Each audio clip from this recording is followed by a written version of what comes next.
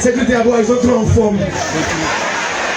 Secrétaire, gendarmerie, quand vous avez un meeting, quand vous avez un parce que les gens ont besoin de vous savoir pas qu'est-ce qu'il y a. Il était. Amour la monnaie, mon ami. Ça vous fait mal, il rappelle. Même bien, mais à autre, bien en tolé. Maman, vous soignez le moi, oui.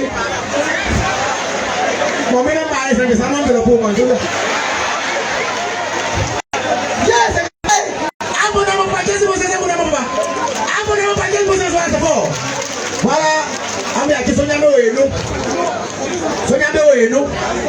kamen gambu yangu na kama baba ami aki sonya me oyeno kamen gambu yangu na bon ça fait la demande c'est pas baba maki asine ya sinon on est kepo je mori ni ke ale go be sa mo mo sa ka ya wa tu kan no ba su de me ye o ba kan san sa te ya ma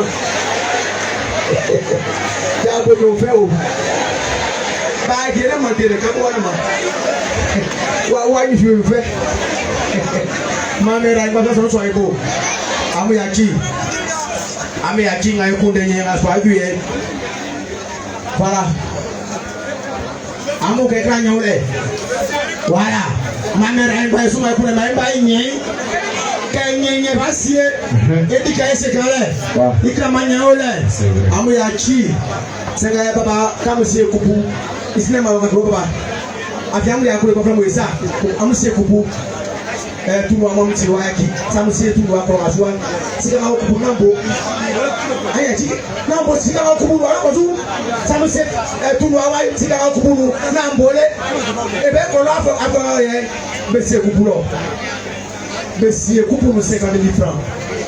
Ma parenti est où de boire 15 micros que j'ai mis 50 000 francs dans la coupe. Et tu coupes pour 300 000. Papa peut couper malin. À quoi moi avec un peu pour lui dire non. Quand on passe à l'eau, on peut fier. Et voilà. 50 000 francs, on coupe nous 300 000 francs. Ben, va y marquer. Oui. Dans la vie africaine, il y a papa et quoi? Le football n'a pas de aussi. Il y a des camarades qui ont des dents, qui étaient au loup.